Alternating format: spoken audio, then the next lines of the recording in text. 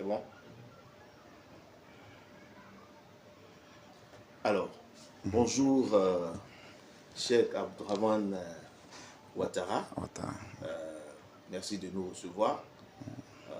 Nous sommes là dans le cadre d'une interview pour le jeûne du Ramadan. Alors déjà, est-ce que vous pouvez vous présenter en 2 mots? Merci pour votre présence chez nous ici, Inch'Allah. Je suis Cheikh Abdourahmane Ouattara, imam de la Gare Bassam à Treichville, imam de la mosquée de Gare Bassam à Treichville, Inch'Allah. D'accord.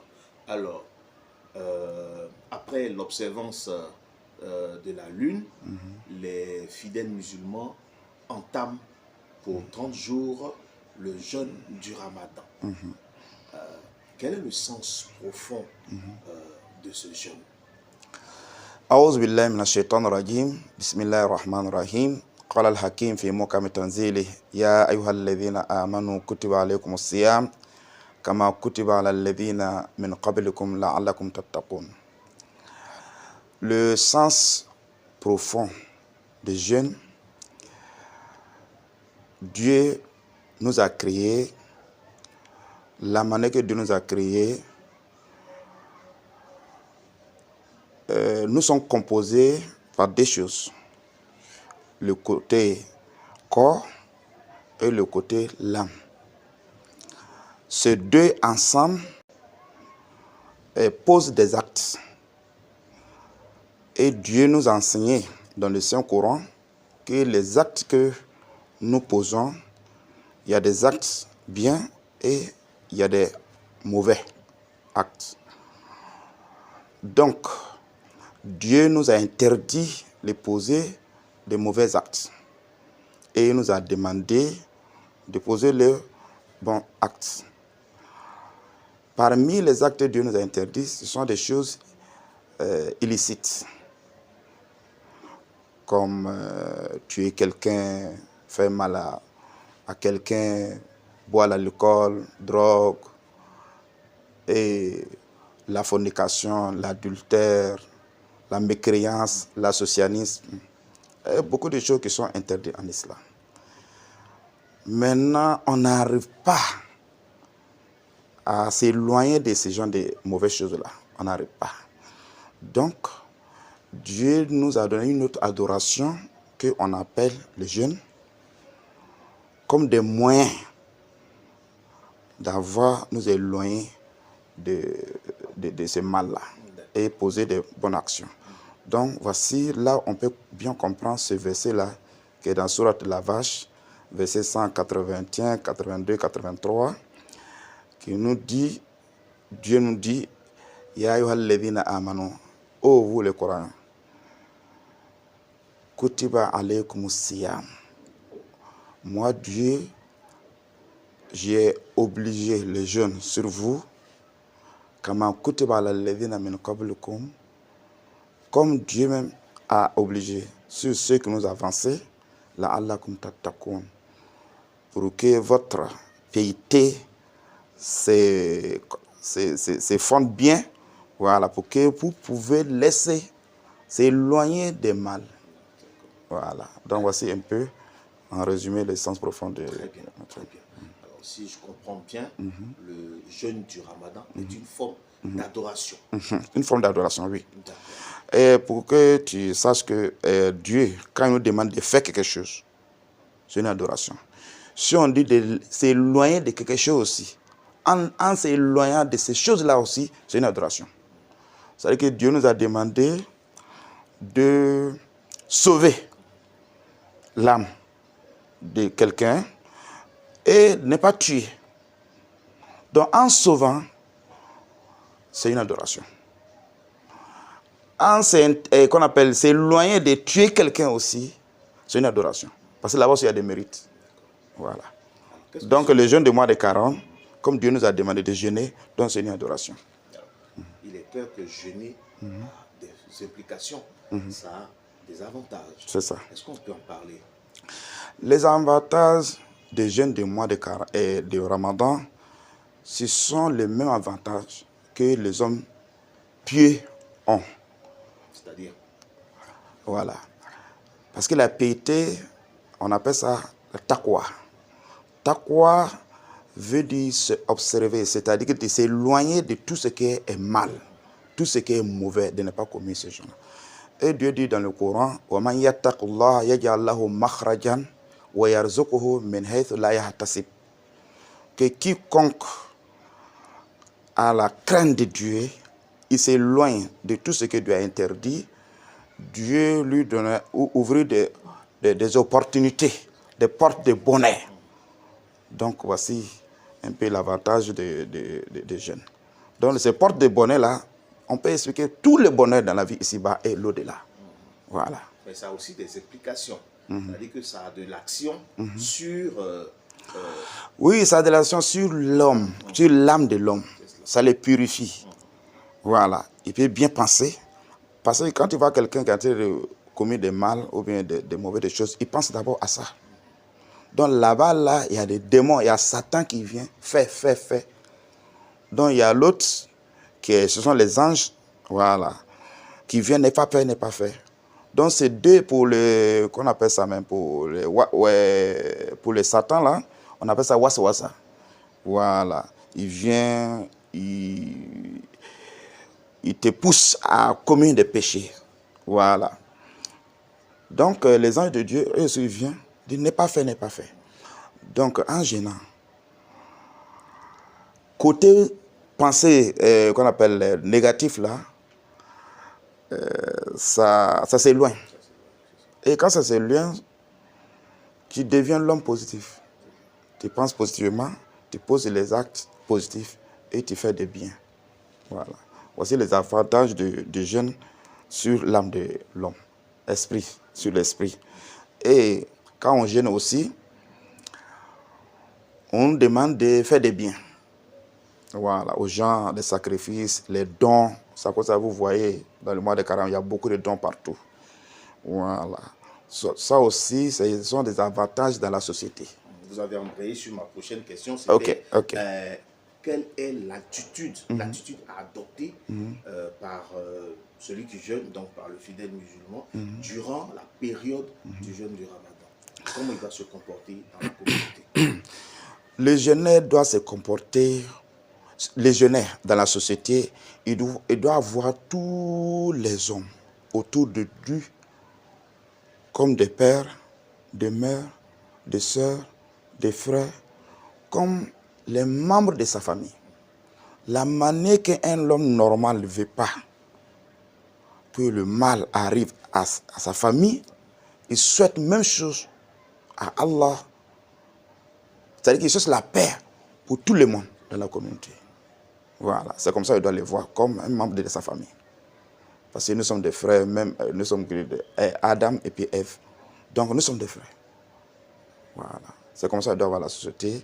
Donc ceux qui sont les hommes diminués, puis voilà, les gens qui n'ont pas de moyens, il fait tous ses efforts pour les aider. Et puis ça ne doit pas s'arrêter dans le mois de Carême, mais après le mois de Carême, il doit continuer à faire. Donc le mois de Carême, c'est un entraînement d'être un homme spirituel, un homme qui partage, un homme qui pense positivement, pas négativement. Voilà. D'accord. Alors, au-delà de ce que nous remarquons, c'est que même pendant le jeûne, certains jeûneurs, après la rupture, s'adonnent à certains actes qui sont illicites. Fumer, consommer de l'alcool. Est-ce que ça, c'est normal quand quelqu'un qui sort d'un jeûne puisse consommer ce genre de choses?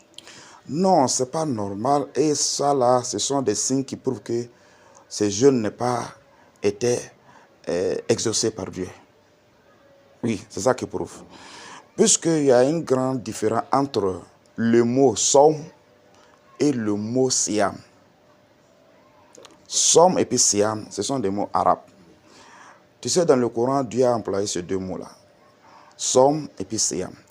Sawm, c'est qu'on appelle ça même, c'est éloigner de faire quelque chose. Voilà. Et Siyam, c'est pour éloigner 2 fois. Voilà. 2 fois. Donc, 2 fois.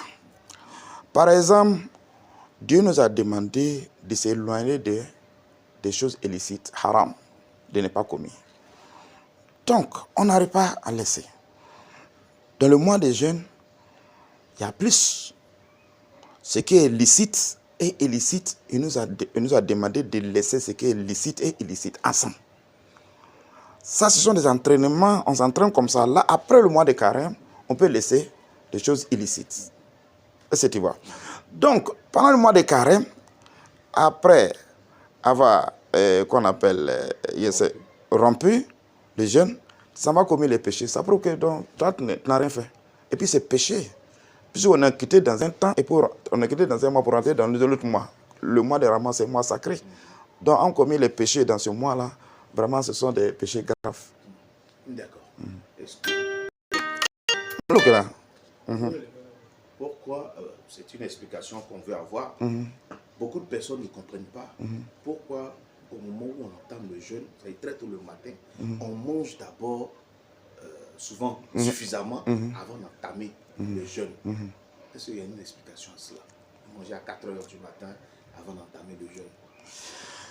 Oui, il y a une explication pour ça, parce que Dieu dit dans le Coran, فَكُلُوا وَاشْرَبُوا حَتَّى يَتَبَيَّنَ لَكُمُ الْخَيْطُ الْأَبْيَضُ مِنَ الْخَيْطِ الْأَسْوَدِ مِنَ الْفَجْرِ ثُمَّ أَتِمُّوا الصِّيَامَ إِلَى اللَّيْلِ. Tu sais, il y a une grande différence entre les 2 temps. Temps de jeûne et temps de la prière. Donc, la prière de l'aube, la prière de Fajr doit nous trouver dans l'état de jeûne. Maintenant, pour rompre la prière, le jeûne, est-ce que c'est après la prière ou bien avant la prière de Maghrib? Du soir. Là, il y a une grande différence dans les 2 écoles, école sunnite et école chiite. Voilà. Les chiites, la plupart des chiites, ils rompent la prière, le jeûne après la prière de Maghrib et puis Isha. Mais ça, là, il y a une explication spirituelle.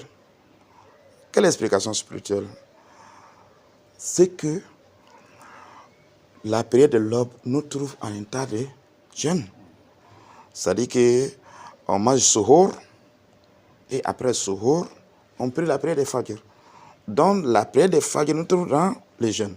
Donc la prière de Fajr, Zuhur, Asr, Maghrib, Isha. Donc voilà, ce sont les 5 prières-là. Les chiites, la plupart des chiites, et ils font ces 5 prières-là en état de jeûne. Par le contre, les sunnites, eux, c'est après. C'est-à-dire qu'après avoir rempli le jeûne, et ils prient Maghrib. Chez les chiites aussi, ce n'est pas interdit. Voilà. Mais pour gagner beaucoup de mérites, on fait ça. Et là où le prophète sallallahu alayhi wa sallam dit « Adjele le photo », qu'on n'a qu'à remplir le jeûne vite, ça ne veut pas dire que c'est obligatoirement, si ça arrive, il faut descendre, il faut rompre. Voilà. Tu peux ajouter des prières, voilà, qu'on appelle Maghrib et puis Isha, voilà, dedans. Voilà. Alors, ce qu'on observe aussi, comme je l'ai dit, ça va être des cas pratiques. Ce qu'on observe aussi, c'est qu'il y a des jeunes musulmans qui sont en relation avec des filles non musulmanes. Est-ce que pour le jeûne du Ramadan, ils peuvent consommer la nourriture que ces filles-là font pour eux, pour leur permettre de rompre le jeûne, puisqu'ils ne sont pas, c'est pas leur femme. Il faut reprendre. Je dis, il y a des jeunes musulmans qui sont en relation, qui ont des chéris, qui sont pas musulmanes, qui ne sont pas leurs femmes, ce sont leurs copines, leurs chéris. Est-ce que ces jeunes-là, dans le cas quand ils jeûnent, est-ce qu'il a le droit de prendre la nourriture que la fille là lui donne pour rompre ou bien... Non, c'est interdit. C'est parce que ça encourage à commettre des péchés. Voilà, tout ce qui encourage à commettre des péchés, c'est interdit dans l'islam. Voilà. Donc c'est interdit. C'est interdit, même pour regarder une fille à l'esprit de la draguer, tout ça là, c'est interdit. Voilà, on appelle ça muqaddima al-haram, haram. Voilà, ça dit que ce qui est illicite. toutes les voies que tu vas prendre pour arriver à quelque chose illicite, ces voies-là sont interdites. Voilà, c'est haram.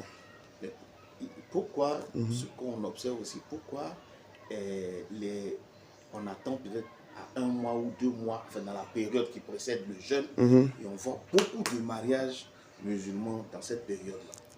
Oui, ça aussi, on les encourage de faire ces mariages-là. Pourquoi justement, juste avant le... Oui, c'est pour éviter la question que tu as posée là. Ouais. Voilà, ma chérie, il y a une copine et puis tant. Donc, pour empêcher ce genre de trucs-là, ils se marient vite pour s'éloigner de la fornication ou l'adultère. Voilà, et puis c'est normal. Tu vas adorer Dieu, il y a un mois de carême qui arrive, les péchés sont doublés, les mérites sont doublés. Donc, il faut que je gagne beaucoup de mérites pour m'empêcher, il faut que je m'empêche de commettre l'adultère ou la fornication. Donc, à cause de ça, ils se marient. Il y a une question importante aussi, c'est celle de la consommation de l'alcool par des jeunes qui se réclament musulmans. Beaucoup, on les voit beaucoup dans les maquis. On sait, quand tu les vois, on sait que c'est des jeunes musulmans, parce que souvent il y en a qui pratiquent, tu les vois, et qui consomment de l'alcool. Alors qu'on sait que c'est interdit. Vous remarquerez que pendant même le mois du jeûne du Ramadan, les maquis, les espaces de buvette là ne marchent pas. Qu'est-ce qui explique cela? Tu sais, il y a des jeunes musulmans qui ont compris le mois de jeûne. Ils ont la crainte du mois de jeûne que Dieu même. C'est ça qui les pousse à faire l'été comme ça. Parce qu'ils ont beaucoup attendu qu'on appelle l'interdiction qui sont dans le mois de carême. Ils ont beaucoup attendu, ils ont focalisé sur ça. Donc, tu jeûnes dans un mois béni, sacré, mois où Dieu pardonne les péchés, beaucoup de choses. Donc, le mois où quand tu fais le contraire, c'est-à-dire qu'il fait commis des péchés, ce sont les péchés vraiment qui est très très mauvais, et puis ça peut, qu'on appelle, tu peux accueillir des malédictions. Voilà. Donc, ils ont peur du mois de carême. Ils n'ont pas la crainte de Dieu comme la crainte du mois de carême. Donc, après le mois de carême, maintenant on dit que c'est comme Dieu n'existe plus. C'est ça, Il recommence encore. Voilà. Donc, ceux-là, ce sont des croyants qui ne sont pas pratiquants. Voilà. Est-ce que le jeûne du Ramadan devait être pratiqué? Quelle est la catégorie des personnes qui peuvent faire le carême? Bon, ceux qui ont bonne santé, voilà. Et souvent, il y en a qui sont en voyage, on dit après le voyage, voilà. Et il y a des femmes qui sont en menstru, ceux-là ne doivent pas jeûner. Voilà, ceux qui n'ont pas menstrué, ils peuvent jeûner.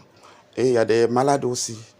Voilà, il y a des malades, il y a deux sortes de malades. Il y a des malades, et pendant le mois de carême, ils sont malades au début. Donc, s'ils sont guéris, ils doivent jeûner.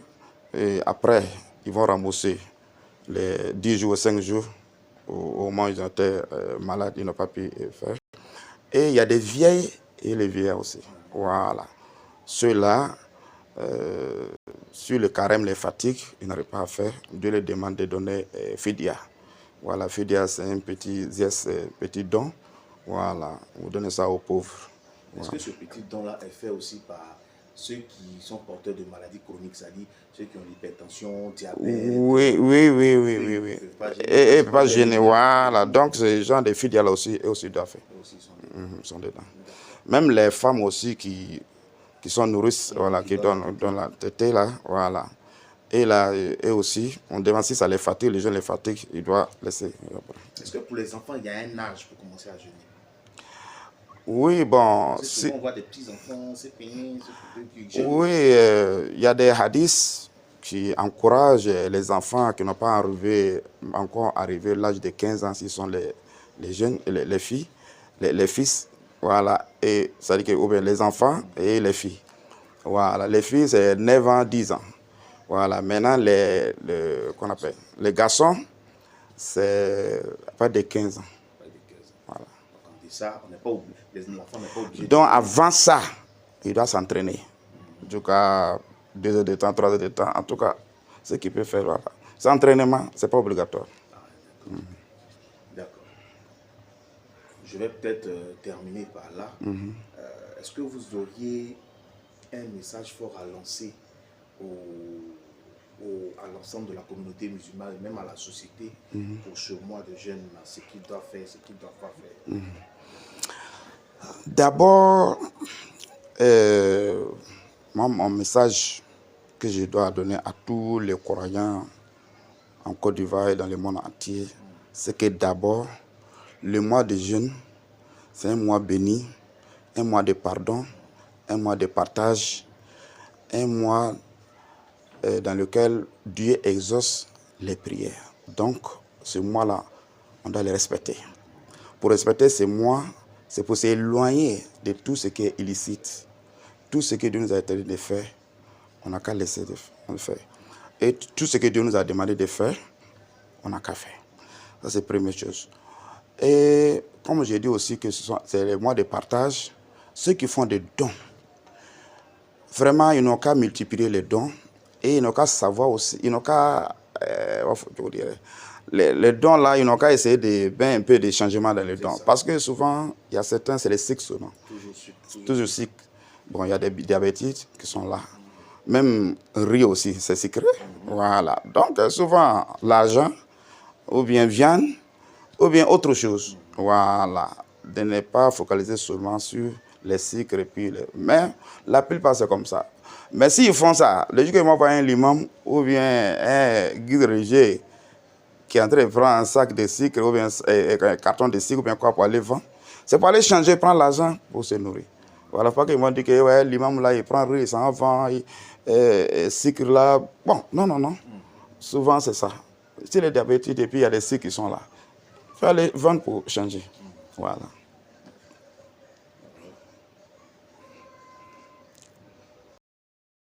Donc, voici le message que je dois donner à tout le monde.